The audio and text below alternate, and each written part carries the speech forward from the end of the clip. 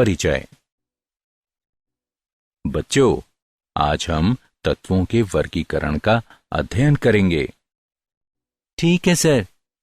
Sir, पर हम तत्वों का वर्गीकरण कैसे करेंगे? हम तत्वों का वर्गीकरण आवर्त सारणी की मदद से करेंगे। सर, आवर्त सारणी क्या होती है?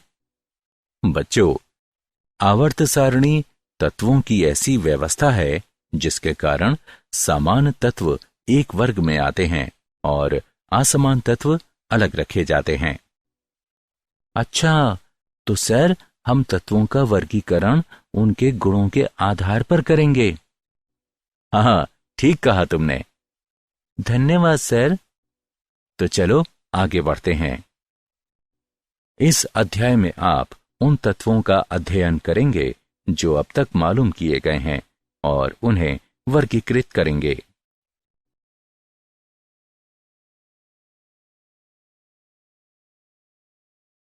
उद्देश्य। इस पाठ के अंत में आप निम्न करने में सक्षम हो जाएंगे: आवर्त सारणी के तत्वों को वर्गीकृत करना, आवर्त सारणी की उत्पत्ति पर विमर्श करना, मेंडलीव की आवर्त सारणी को समझना, आधुनिक आवर्तिता नियम को बताना, 100 से अधिक परमाणु क्रमांक वाले तत्वों के नामकरण को जानना, तत्वों के इलेक्ट्रॉनिक विन्यास पर विमर्श करना, आवर्त सारणी को एस, पी, डी और एफ ब्लॉकों में विभाजित करना, तत्वों के गुण धर्मों में आवर्तिता को समझना, तत्वों के रासायनिक गुणों में आवर्तिता को समझना।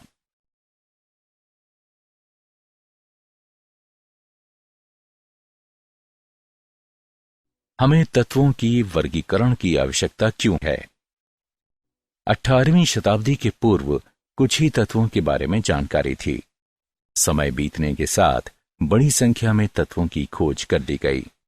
वर्तमान में हमें 114 तत्वों के बारे में जानकारी प्राप्त है। अब उन्हें वर्गीकृत करना जरूरी हो गया है। तत्वों के वर्गीकरण ने आवर्त सारणी के गठन की आवश्यकता को जन्म दिया।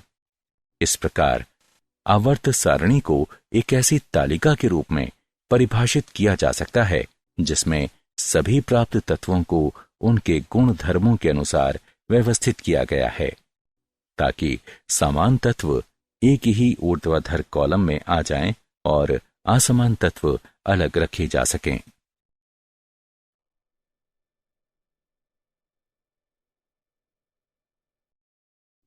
आवर्ती वर्गीकरण की उत्पत्ति। डॉबेराइनर ट्रिक। उन्होंने देखा कि कुछ समान तत्व 3 तत्वों के समूहों में उपस्थित हैं और उन्होंने इसे त्रिक का नाम दिया। इस त्रिक की दिलचस्प विशेषता ये थी कि प्रत्येक त्रिक के बीच वाले तत्व का परमाणु भार शेष दोनों तत्वों के परमाणु भार के औसत मान के लगभग बराबर था। उदाहरण के तौर पर लिथियम, सोडियम और पोटेशियम एक त्रिक का निर्माण करते हैं। सोडियम का परमाणु भार बराबर लिथियम का परमाणु भार प्लस पोटेशियम का परमाणु भार बराबर 7 जमा 39/2 बराबर 23। हालांकि त्रिक का यह नियम कुछ ही तत्वों पर लागू किया जा सका। अष्टक का नियम। जॉन अलेक्जेंडर न्यूलैंड ने तत्वों को उनके परमाणु भार के बढ़ते हुए क्रम में व्यवस्थित किया और पाया कि दिए गए किसी तत्व से प्रारंभ करने पर 8वें तत्व के गुण पहले तत्व के गुणों के समान थे। निम्नलिखित व्यवस्था अष्टक के नियम को दर्शाती है। अष्टक का यह नियम कैल्शियम के आगे के तत्वों पर लागू नहीं किया जा सकता, यहां तक कि आदर्श गैसों की खोज के साथ 8वां तत्व भी समान नहीं रह गया।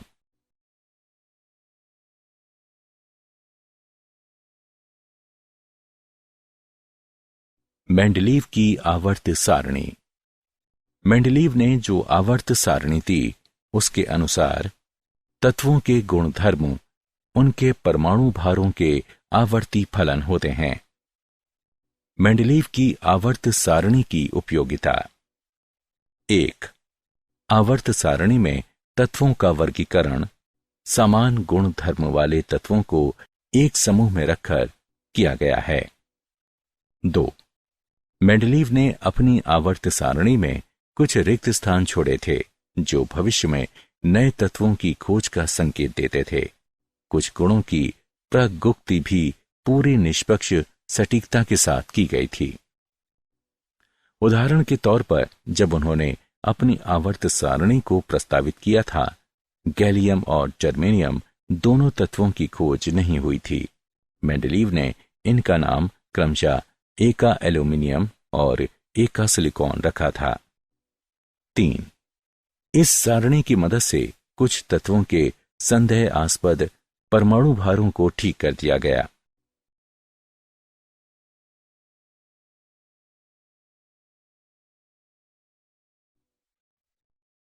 आधुनिक आवर्त नियम और आवर्त सारणी का वर्तमान स्वरूप।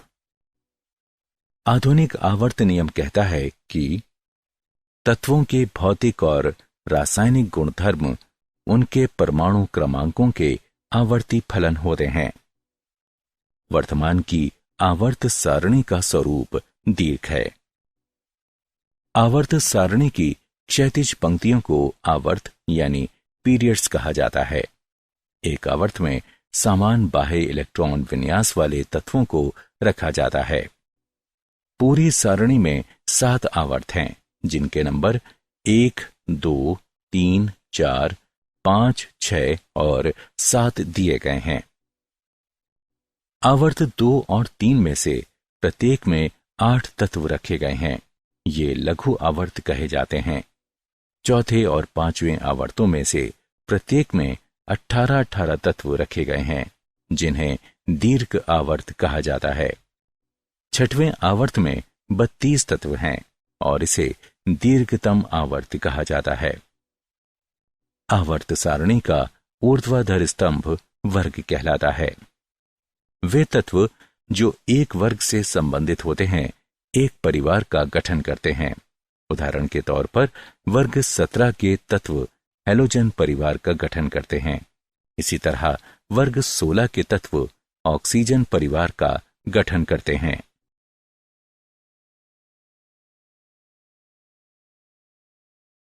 सौ से अधिक परमाणु क्रमांक वाले तत्वों का नामकरण।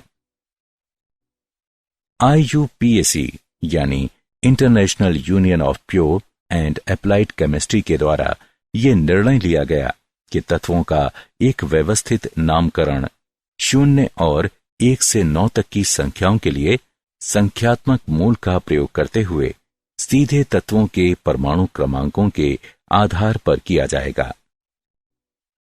परमाणु क्रमांकों के विभिन्न अंकों के लिए दिए गए नामों को क्रमशः एक साथ लिखकर अंत में ईएम लगा दिया जाए।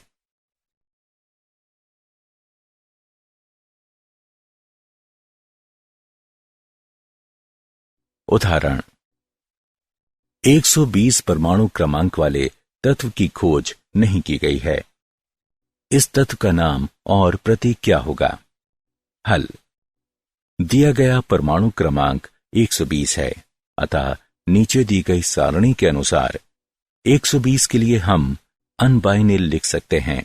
उसके बाद ईएम जोड़ेंगे, अतः ये अनबाइनीलियम कहलाएगा और इसका प्रतीक होगा UPN।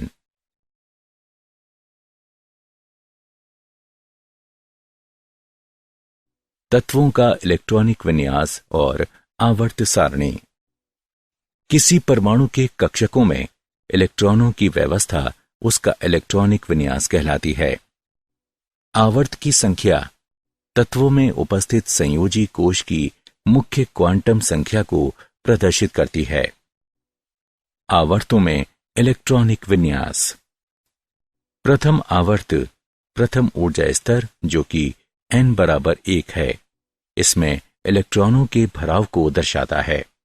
अब इस ऊर्जा स्तर में केवल एक कक्षक होता है, एक s, इसलिए इसमें 2 इलेक्ट्रॉन रह सकते हैं। इसका मतलब यह भी हुआ कि प्रथम आवर्त में केवल 2 ही तत्व हो सकते हैं। दूसरे आवर्त में इलेक्ट्रॉनों के भराव द्वितीय ऊर्जा स्तर जो कि n बराबर 2 है, इससे शुरू होता है। इसमें केवल 4 कक्षक होते हैं, 1 2s और 3 2p, जो 8 इलेक्ट्रॉनों को रख सकते हैं। अतः दूसरे आवर्त में 8 इलेक्ट्रॉन होते हैं। तीसरे आवर्त n बराबर 3 में इलेक्ट्रॉनों के भराव 3s कक्षकों में होता है। अतः 3s और 3p कक्षकों में इलेक्ट्रॉनों का लगातार भराव तीसरा आवर्त बनाता है। चौथा आवर्त n बराबर 4, ये 4s कक्षकों में इलेक्ट्रॉनों के भराव से शुरू होता है। हालांकि 4s कक्षक के बाद और 4p कक्षकों के पहले 5 3d कक्षक भी भराव के लिए होते हैं। अतः पूरे 9 कक्षकों में 1 4s, 5 3d और 3 4p कक्षक भरने के लिए होते हैं। ये उल्लेखनीय है कि 3d कक्षकों में भराव स्कैंडियम यानी परमाणु क्रमांक बराबर 21 से शुरू होता है। स्कैंडियम परमाणु क्रमांक बराबर 21 से जिंक परमाणु क्रमांक बराबर 30 तक के तत्व 3d संक्रमण श्रेणी के तत्व कहलाते हैं। पांचवां आवर्त n बराबर 5, 5s कक्षकों से शुरू होता है और चौथे आवर्त के ही समान होता है। 9 कक्षकों में से 1 5s, 5 4d और 3 5p कक्षक भरने के लिए होते हैं। अतः पांचवें आवर्त में भी 18 तत्व होते हैं। छठवां आवर्त 6s कक्षकों के भराव से शुरू होता है, जो कि n बराबर 6 है। इसमें 16 कक्षक हैं, 1 6s, 7 4f, 5 5d और 3 6p, जिनमें इलेक्ट्रॉनों का भराव अगले ऊर्जा स्तर के शुरू होने के पहले होता है। 4f कक्षकों में भराव सीरियम यानी परमाणु क्रमांक 58 से शुरू होकर ल्यूटीशियम यानी परमाणु क्रमांक 71 पर समाप्त हो जाता है। ये प्रथम f संक्रमण श्रेणी का गठन करता है, जिसे लेंथेनॉइड श्रेणी कहा जाता है। सातवां आवर्त n बराबर 7, 7s कक्षक से शुरू होता है। ये उत्तरोत्तर 7s, 5f, 6d और 7p कक्षकों के भराव को दर्शाता है, पर यह अभी तक अपूर्ण है। वर्तमान में इसमें केवल 19 तत्व हैं। 5f कक्षकों तक भराव थोरियम परमाणु क्रमांक 90 से शुरू होकर लॉरेंशियम परमाणु क्रमांक 103 पर समाप्त हो जाता है। यह द्वितीय f संक्रमण श्रेणी का गठन करता है, जिसे एक्टिनॉइड श्रेणी कहा जाता है। वर्गवार इलेक्ट्रॉनिक विन्यास। एक वर्ग में उपस्थित सभी तत्व समान रासायनिक गुणधर्म प्रदर्शित करते हैं, क्योंकि उनके बाह्यतम कोश में इलेक्ट्रॉनों की संख्या और वितरण एक ही प्रकार का होता है।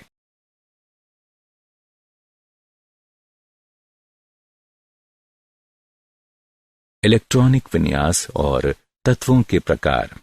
s, p, d, f block. आवर्त सारणी के दीर्घ स्वरूप को 4 मुख्य ब्लॉकों में बांटा जा सकता है। ये ब्लॉक हैं s, p, d, f block. इस वर्गीकरण के 2 अपवाद हैं। पहला हीलियम है, जो कि s ब्लॉक के तत्वों से संबंध को दर्शाता है, परंतु इसे p ब्लॉक तत्वों के साथ रखा गया है, क्योंकि इसका बाह्यतम कोश 1s2 यानी पूरा भरा हुआ है। दूसरा तत्व हाइड्रोजन है। इसमें केवल 1 इलेक्ट्रॉन होने की वजह से इसे s ब्लॉक में रखा जा सकता है, और वर्ग 17 के तत्वों की तरह ये 1 इलेक्ट्रॉन प्राप्त भी कर सकता है। इसलिए इसे आवर्त सारणी में सबसे ऊपर रखा गया है। s ब्लॉक तत्व वे तत्व जिनमें अंतिम इलेक्ट्रॉन अपने बाह्यतम ऊर्जा स्तर के एस उपकोष में प्रवेश करता है। एस ब्लॉक तत्व कहलाते हैं। ये ब्लॉक आवर्त सारणी के सबसे बाईं तरफ स्थित है। इसमें वर्ग 1 और 2 के तत्व शामिल हैं। इनके विन्यास सामान्य हैं, जहां N बाह्यतम कोश को प्रदर्शित करता है। वर्ग 1 के तत्व एल्कली धातु और वर्ग 2 के तत्व एल्केलाइन मृदा धातु कहलाते हैं। पी ब्लॉक तत्व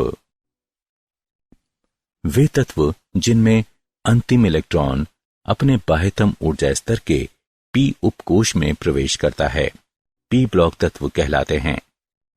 हीलियम को छोड़कर, जो कि एक अपवाद है, इनके विन्यास सामान्य हैं। वर्ग 18 में आदर्श गैसें शामिल हैं और इनका इलेक्ट्रॉनिक विन्यास है। वर्ग 17 के तत्व हेलोजन कहलाते हैं और वर्ग 16 के तत्व चालकोजेन कहलाते हैं। ये तत्व स्थायी विन्यास पाने के लिए आसानी से एक इलेक्ट्रॉन ग्रहण करते हैं। डी ब्लॉक तत्व यानी संक्रमण तत्व।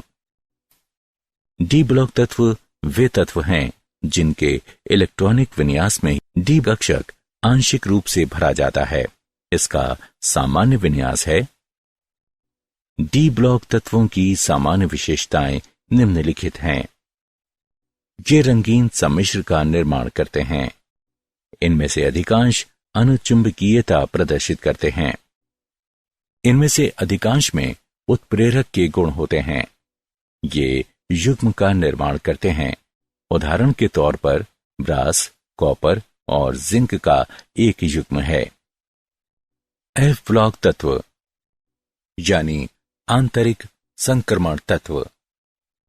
आवर्त सारणी की निचली 2 क्षैतिज पंक्तियां एफ ब्लॉक तत्वों को धारण करती हैं।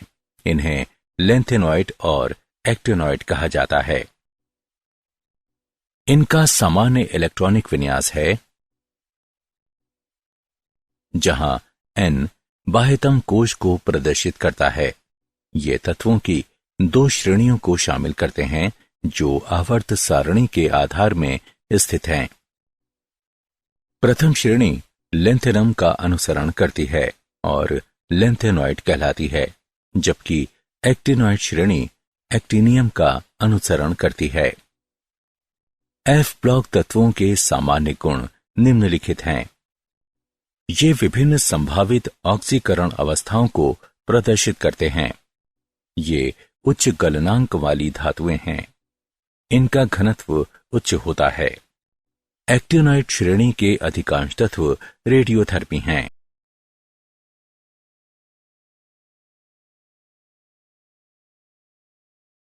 धातु, अधातु और उपधातु। धातुएं ठोस यानी मजबूत होती हैं। धातुएं आघातवर्ध्य और तन्य होती हैं। धातुओं के गलनांक और क्वथनांक उच्च होते हैं। धातुएं ऊष्मा और विद्युत की सुचालक होती हैं। धातुएं पॉलिश करने पर चमक उठती हैं। अधातुएं भंगुर होती हैं। अधातुएं ऊष्मा और विद्युत की अल्पचालक होती हैं। वे तत्व जो धातुओं और अधातुओं दोनों के गुण प्रदर्शित करते हैं उपधातु कहलाते हैं।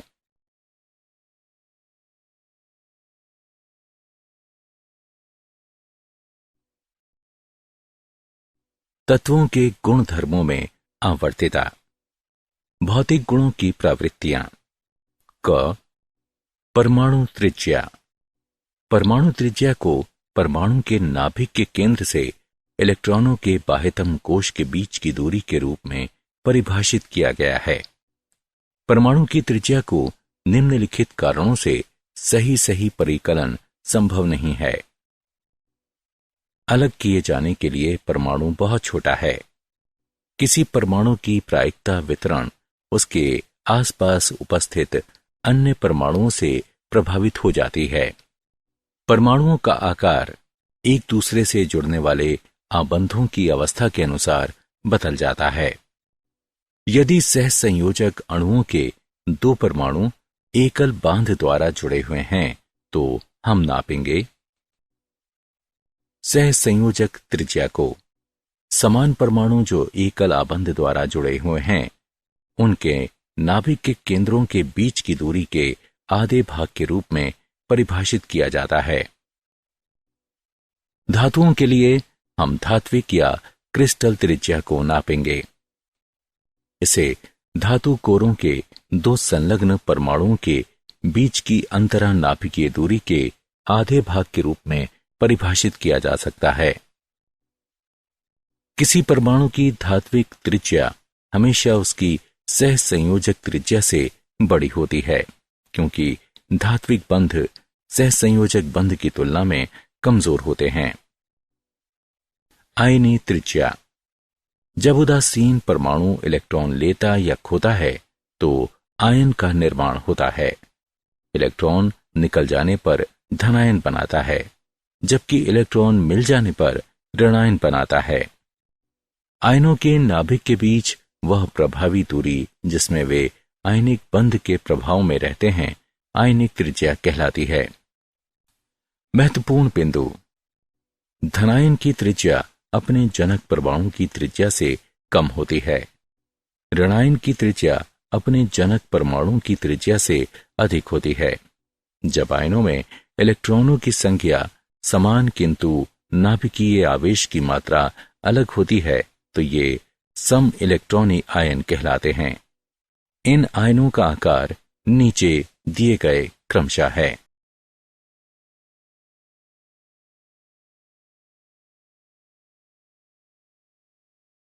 आयनन एंथैल्पी।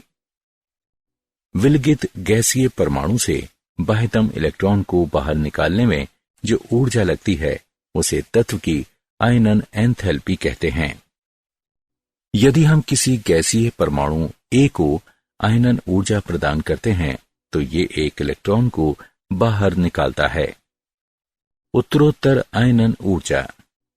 गैसीय परमाणु से एक बार जब इलेक्ट्रॉन पृथक हो जाता है तो धनात्मक आयनों से एक के बाद एक दूसरे और उत्तरोत्तर इलेक्ट्रॉनों के पृथक होने की संभावना होती है।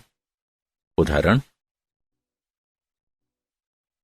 तत्वों की गैसीय अवस्था के यूनिपॉजिटिव, डाइपॉजिटिव, ट्राइपॉजिटिव आयनों से सर्वाधिक शिथिलता से बंधे इलेक्ट्रॉनों को पृथक करने के लिए आवश्यक ऊर्जा को क्रमशः द्वितीय, तृतीय, चतुर्थ आयनन ऊर्जा कहा जाता है। ये उल्लेखनीय है कि आयनन ऊर्जा 3 का मान आयनन ऊर्जा 2 के मान से और आयनन ऊर्जा 2 का मान आयनन ऊर्जा 1 के मान से अधिक होता है। आयनन ऊर्जा निम्नलिखित कारकों पर निर्भर करती है। 1. परमाणु का आकार। जैसे ही परमाणु का आकार बढ़ता है बाह्यतम इलेक्ट्रॉनों पर नाभिक की पकड़ ढीली पड़ जाती है और उन इलेक्ट्रॉनों को पृथक करना और आसान हो जाता है। इस तरह आयनन ऊर्जा परमाणु के आकार में वृद्धि के साथ घट जाती है। 2.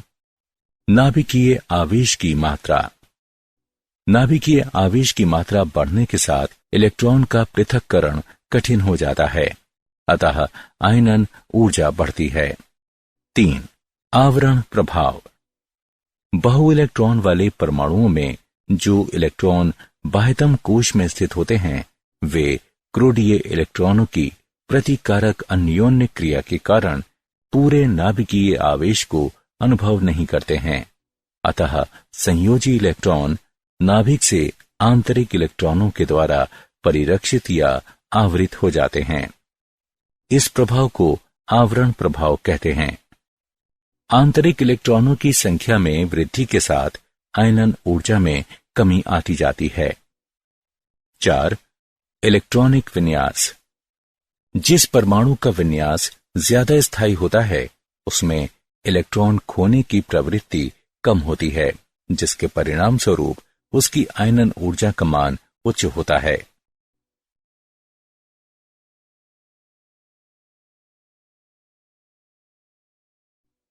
इलेक्ट्रॉन लब्ध एंथैल्पी। इलेक्ट्रॉन लब्ध एंथैल्पी को एक परमाणु या अणु की ऋणायन बनाने की योग्यता के रूप में परिभाषित किया जाता है, जो कि परमाणु या अणु द्वारा एक इलेक्ट्रॉन ग्रहण किए जाने पर निर्मुक्त की गई ऊर्जा के रूप में व्यक्त की जाती है। इस प्रक्रम को निम्नलिखित तरीके से व्यक्त किया जा सकता है। प्रक्रम को ऊष्माक्षेपी या ऊष्माक्षोषी हो सकता है। इलेक्ट्रॉन लब्ध एंथैल्पी को प्रभावित करने वाले कारक। नाभिकीय आवेश। अधिक नाभिकीय आवेश की मात्रा अधिक तेजी से आने वाले इलेक्ट्रॉनों को आकर्षित करेगी और इलेक्ट्रॉन लब्ध एंथैल्पी का ऋणात्मक मान अत्यधिक होगा। परमाणु का आकार। यदि परमाणु का आकार बड़ा है तो नाभिक और अतिरिक्त इलेक्ट्रॉन के बीच की दूरी अधिक होगी और इलेक्ट्रॉन लब्ध एंथैल्पी का ऋणात्मक मान कम होगा। इलेक्ट्रॉन विन्यास। यदि परमाणु का विन्यास स्थायी होता है तो उसमें इलेक्ट्रॉन ग्रहण करने की प्रवृत्ति कम होती है, जिसके परिणाम स्वरूप उसकी इलेक्ट्रॉन लब्ध एंथैल्पी का मान अत्यधिक धनात्मक होगा।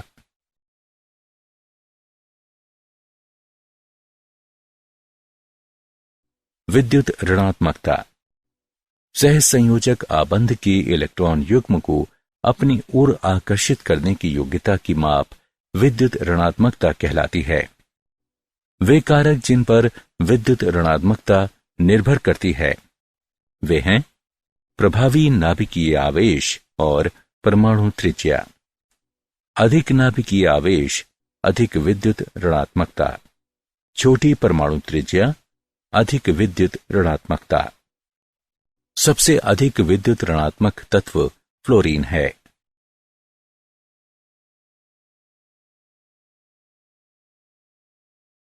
रासायनिक गुणधर्मों में आवर्त प्रवृत्ति। संयोजकता में आवर्तिता या ऑक्सीकरण अवस्थाएं।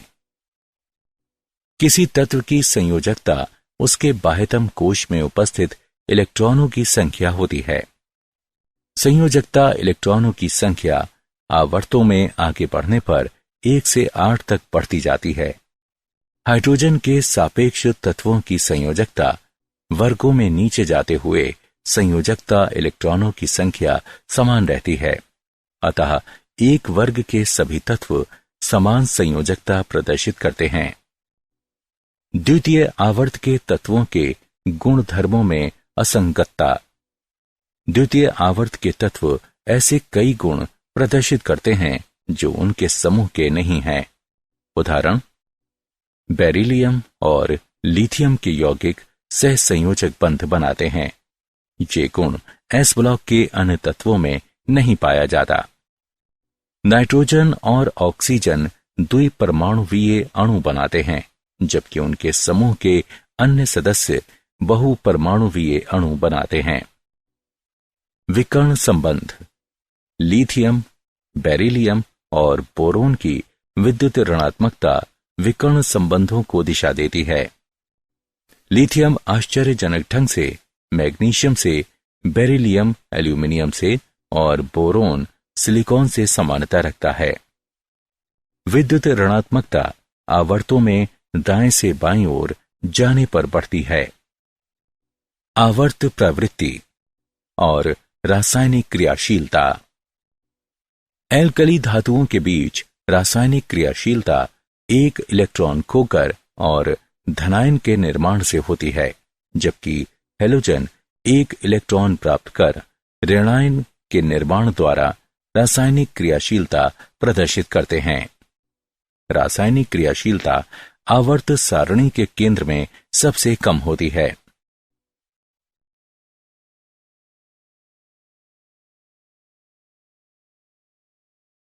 क्या आप जानते हैं, मई 31 सन 2012 को IUPAC, the international union of pure and applied chemistry ने फ्लेरोवियम और लिवरमोरियम को आवर्त सारणी में जोड़ने के लिए मंजूरी दी।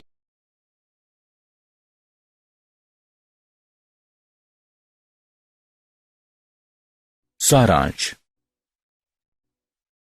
आइए हमने जो कुछ सीखा है उसे संक्षेप में दोहराएं। वर्तमान में 114 तत्व ज्ञात हैं। डॉबेराइनर ने देखा कि कुछ तत्व 3 के समूह में मौजूद हैं, जिनको उन्होंने त्रिक का नाम दिया। जॉन अलेक्जेंडर न्यूलैंड ने तत्वों को उनके परमाणु भार के बढ़ते हुए क्रम में व्यवस्थित किया और पाया कि किसी भी तत्व से प्रारंभ करने पर 8वें तत्व के गुण पहले तत्व के गुणों के समान थे। मेंडलीव ने एक आवर्ती नियम दिया। नियम कहता है, तत्वों के गुणधर्म उनके परमाणु भारों के आवर्ती फलन होते हैं।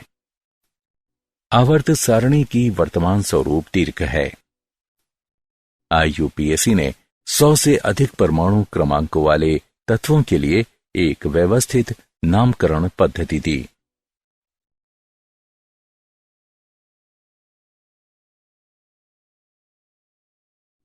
किसी परमाणु के कक्षांकों में इलेक्ट्रॉनों की व्यवस्था को इलेक्ट्रॉन विन्यास कहा जाता है। आवर्त सारणी को 4 ब्लॉकों S, P, D और F में वर्गीकृत किया गया है।